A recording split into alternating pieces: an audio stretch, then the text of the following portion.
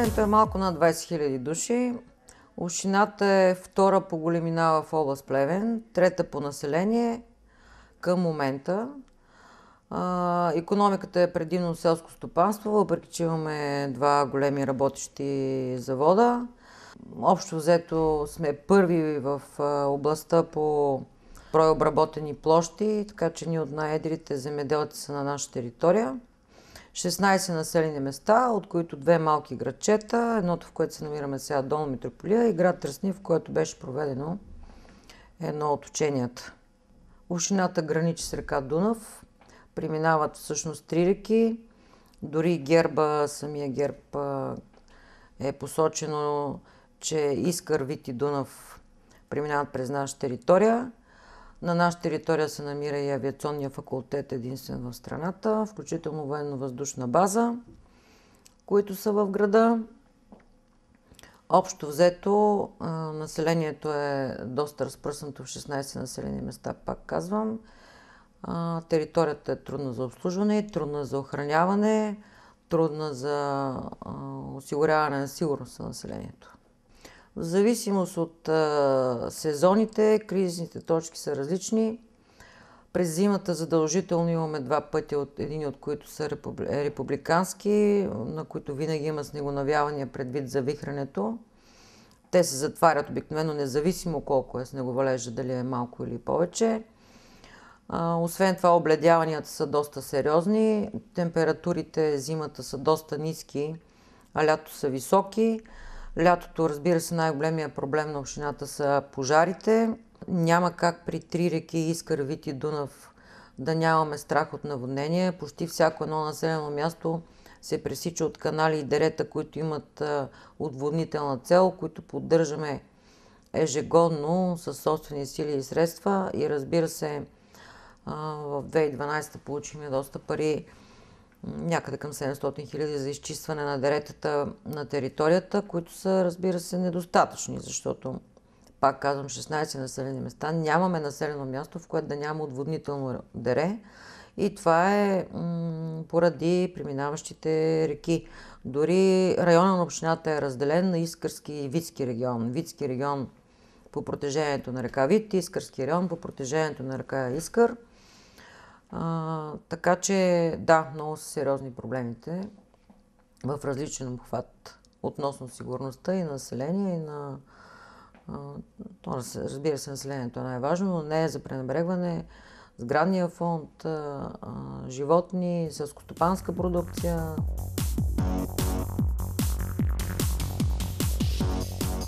Почти всяко поколение е преживяло различни по мащаб кризисни ситуации, които са оставили трайни спомени за сблъсъка на човека с чувствата на внезапен страх, несигурност и безпомощност. В житейското мислене кризата се асоциира с всяко внезапно, неочаквано или изключително нещастие. А съществуващите заплахи за пораждането на кризи от природно опасни явления или предизвикани от човека са значими и днес.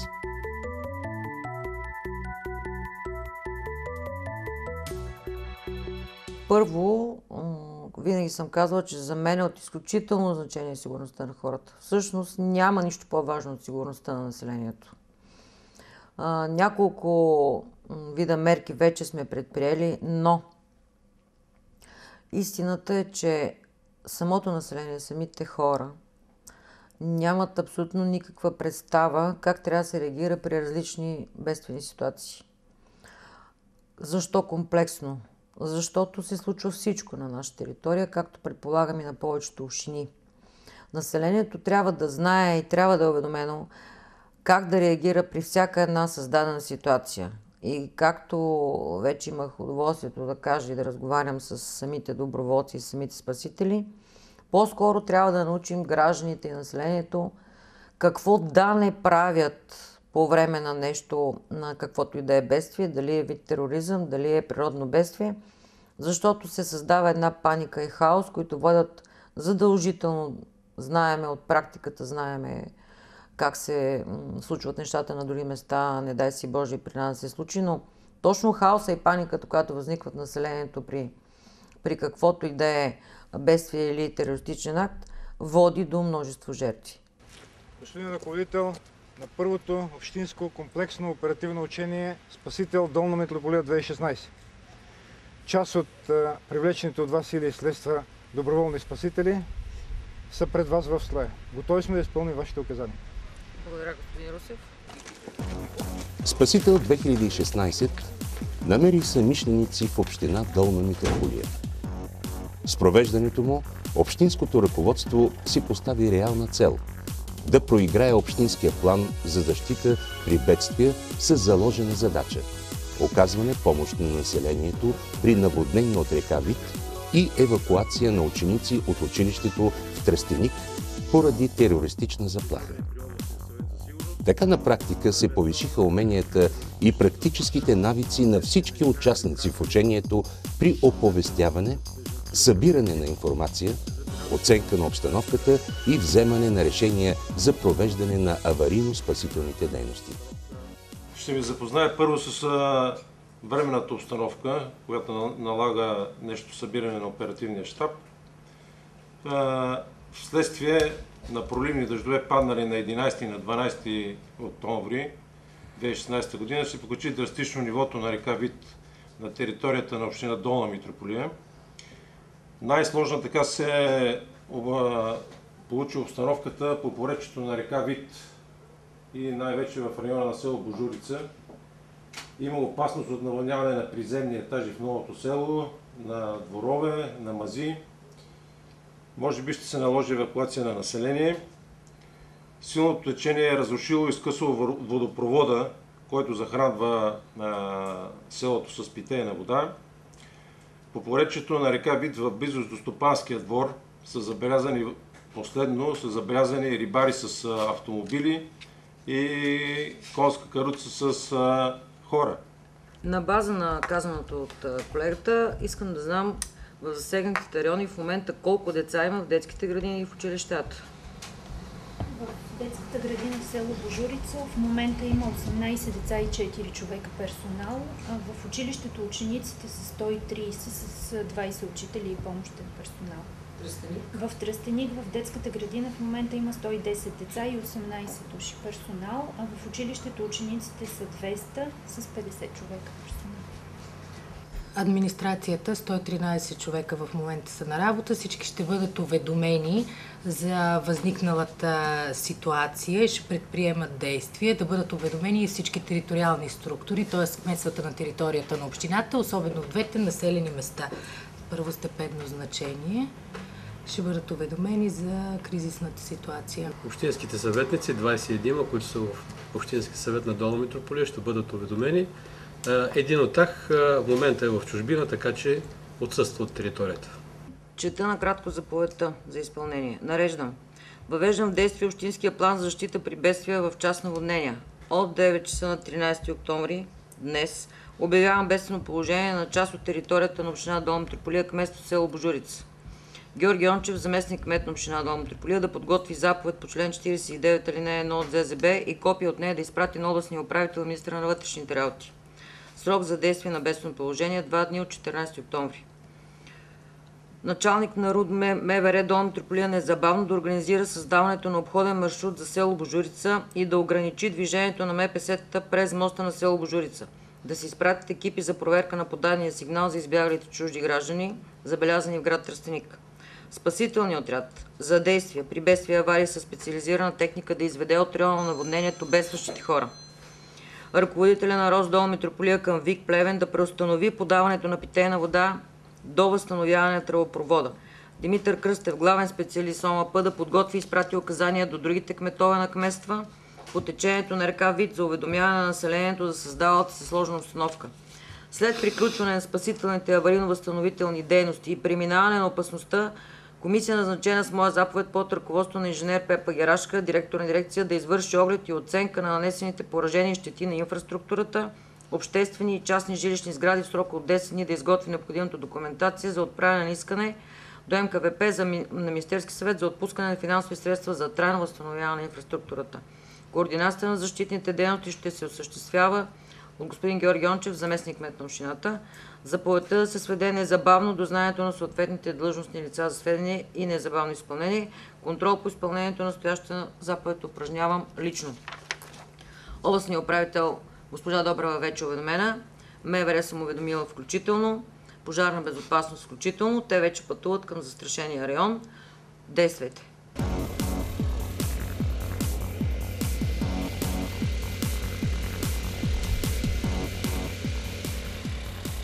Ден преди това, членовете на доброволческия отряд за спасяване в екстремни води пристигнат в общината.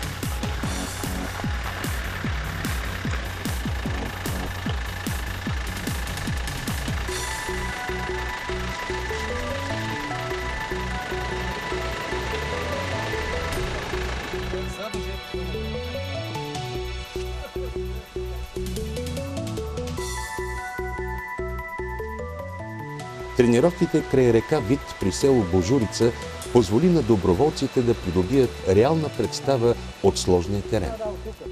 А специалните умения за управление на лодка в екстремни води, за спасяване на давещи се по различни способи, са наистина впечатляващи.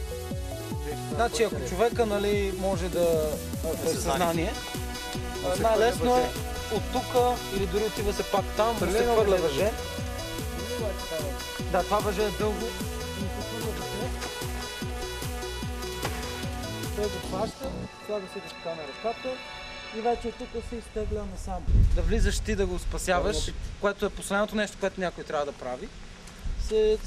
Идеята се достигне с нещо. Много хора се мъчат с стълби, с каквото имат. Въжето много помага. А живата стръв е в бързи води, когато без съзнание или не можеш да му... Има такива моменти, когато се ползва.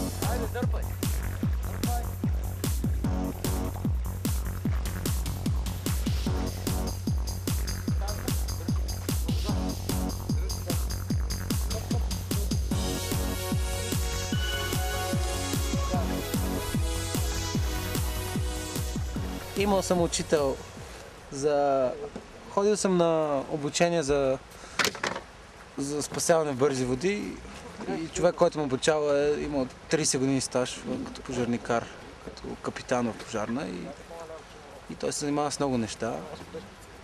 И съм ходил с него на няколко упражнения, на няколко курса. В тренировките взеха участие и част от управленските кадри на общината. Така придобитите в реална обстановка знания и умения имат по-голяма стойност.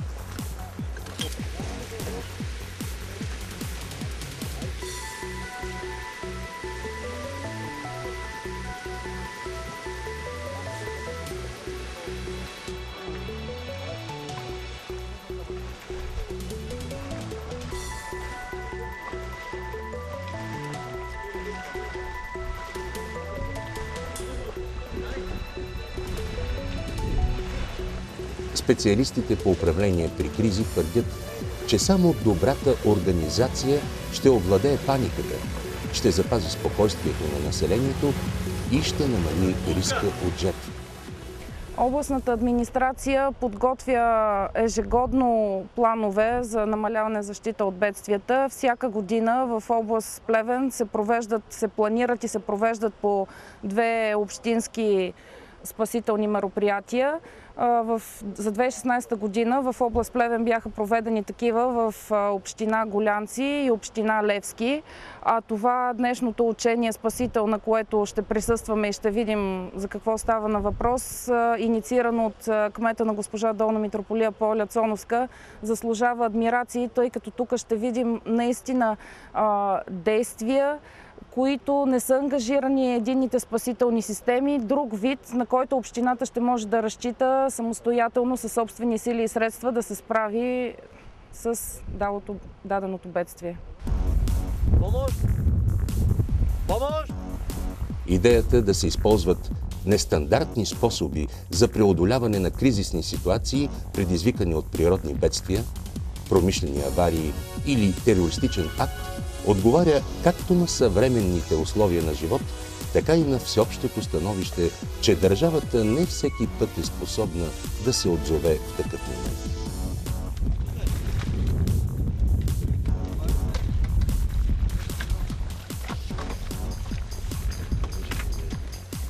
Тук, забавяй, идвайте, бързо.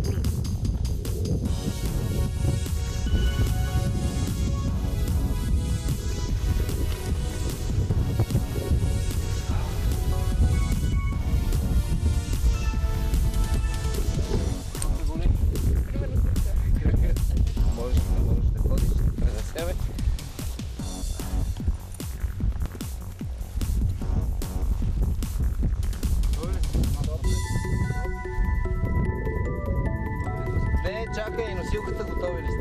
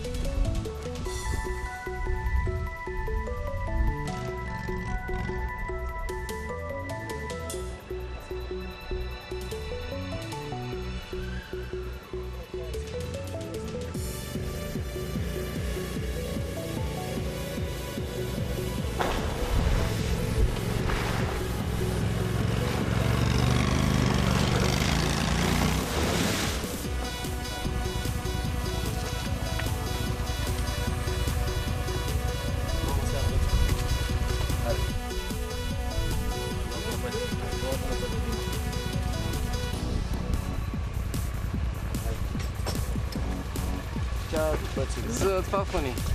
За цялата дръжка, цяло и леки позицията. Бавно, там на тези съпътък. Това е.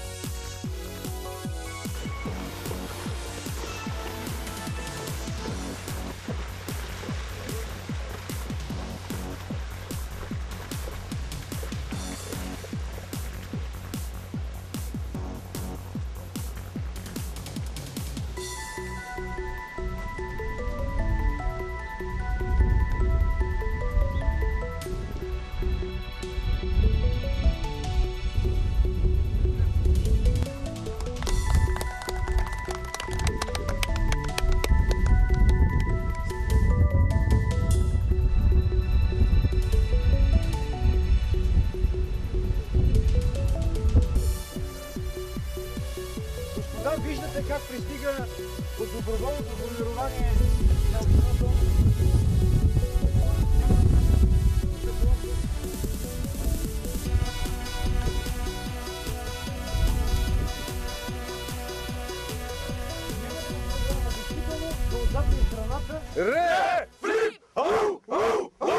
Ако държавата изпадне в някаква ситуация, в която всички сили на държавата ще бъдат концентрирани на други места, как трябва една община да се справи сама с комплексно възникналите събития, нежелани на собствената си територия. Тоест, как да направим така, че без да търсим помощта на държавата, която се предполага, че към определен момент ще бъде ангажирана с по-сериозна защита на самата държава, как трябва ние да се справиме като община с възникнал проблем. Все по-често се споменава репликата, че светът вече не е същият. Навярно, хората, стигнали до този извод, имат своето право. И в този различен и далеч по-опасен свят, необходимостта от адекватна реакция в кризисен момент е повече от нужда. И ако днес усмивките на тези деца, които възприемат всичко на игра, са повече от истински, то утре картината на терористичен акт може да стане една реална и тъжна истина. И какво по-добро от това да бъдем подготвени за нея.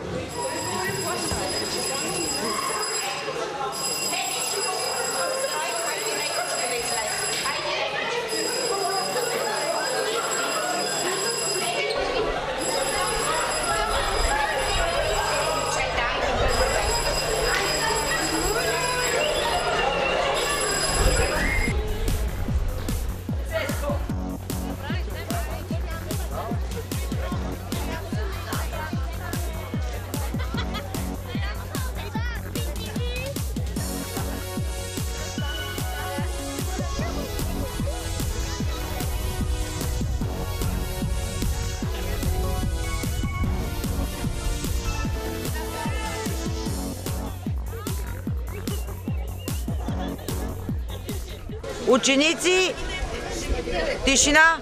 Провеждаме комплексно учение Спасител, община Долна Митрополия 2016. Първо в страната. Вашата гимназия със съдействието на госпожа Харламбиева е единствената от територията, която е включена в това учение. Благодаря за вашето търпение, благодаря и на вашите преподаватели. Сега следва следното.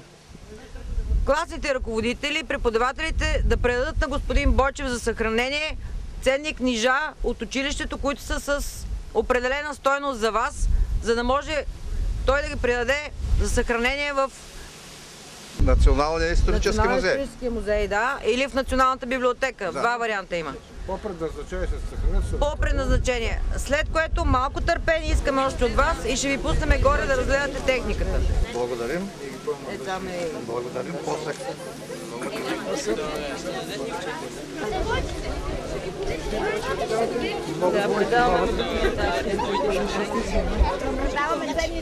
А, ето земните книги, тук са шестицата, така? Да, и документацията на типче.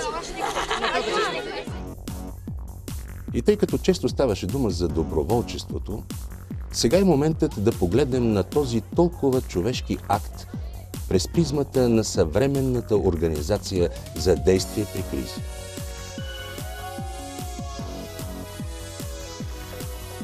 Доброволчеството е това във всеки един момент кмета на общината при създалата си ситуация да има един екип от хора, 5-10 поне, нали, за една община като Долна Митрополия, 10 човека поне, които във всеки един момент, 24 часа в денонощието, при създалата си ситуация, тя да може да се обади с тях и да се започнат обучени, знаещи и да могат да участват в спасителните действия. Доброволчеството е било народопсихология, сега не е народопсихология, сега е въпрос на организиран процес. Трябва да ви кажа, че не е толкова трудно и не е невъзможно да се поддържат доброволчески отряди. Има желаещи хора, има си бюджет за доброволческите отряди и аз лично недоумявам как е възможно в някои общини да няма създадени такива, при положение, че държавата ежегодно отпуска достатъчен бюджет за поддържането на такива доброволчески отряди. За съжаление има големи общини, които имат по-малко доброволци от мен. Но категорично доброволчеството трябва да е организиран процес. Без организация, само на базата на някакво лично желание, за мен лично поне не става. Разни доброволци, които по лично желание и по собствено усмотрение решат нещо да направят, трябва да ви кажа, че по-скоро биха попречили. Ако не са минали съответните обучения, ако не знаят да боравят с техниката, ако не знаят как да осигурят първо собствената си безопасност и след това, разбира се, да се грижат за безопасността на хората, за които са изпратени там да се погрижат. Така че това трябва да е организиран процес. Спасител Долна Митрополия 2016 година е организиран по идея и предложение на кмета на община Долна Митрополия, госпожа Поля Цоновска. Зад тези два натоварени дни имаше много дълъг период на работа, на организация, на подготовка и бих искал да посоча няколко важни моменти, които никой никога не е правил. Извън задължителната организиране на доброволния общински отряд, в община Долна Митрополия са организирани няколко други доброволни формирования, които все още никъде ги няма. Това е доброволното общинско ученическо формирование, което реално показва действията си днес, което е организирано на всички учебни заведения и са в помощ на преподавателския и учителския състав. Това е доброволното ветеринарно формирование. Това са доброволните формирования за съхраняване и защита на културните ценности. А също така и няколко нови моменти, които са изключително важни. Мисля, че трябва да се подчертае факта, че в община Долна Митрополия и по идея и инициатива на кмета бяха събрани всички реално съществуващи доброволни формирования в страната на такова ниво. На тях беше създадено условие да се сработят, да извършат определена работа, да видят къде са слабите им места и да се организират и подготвят за бъдеще време за евентуално съвместно участие. Община Долна Митрополия има сили и амбиция за да продължаваме да работим в партньорство с всички институции и организации на територията на общината, на областта, за една единствена цел – грижа за хората и за тяхното спасяване при бедствия. Община Долна Митрополия е намерило не универсалното, но първото решение за общински отговор на евентуални бедствия и събития, които могат да станат и никой не е защитен от тях. Мисля, че това е ноу-хау. А зад всичко това стои труд и усилия на много хора, по характер алтруисти, по убеждения, убедени в необходимостта от от сплотяване на общността, убедени и готови да пожертват от личното си време, от ресурсите си дори, за да могат да помогнат и на другите, и на себе си, ако това се наложи. След края на подобно преживяване остават изводите за постигнатото и непостигнатото. Остава натрупания опит. Остава интересът и от други институции, като Комисията за регулиране на радиоразпространението, която имаше свой екип тук. Остава и идеята за бъдещи тренировки, близки до реалността. Такава предстои с Министерството на транспорта. Остава и надеждата тези умения никога да не бъдат прилагани. Но остава и увереността, че колкото повече можем, толкова повече имаме реалния шанс да оцелеем. Дори и в този свят.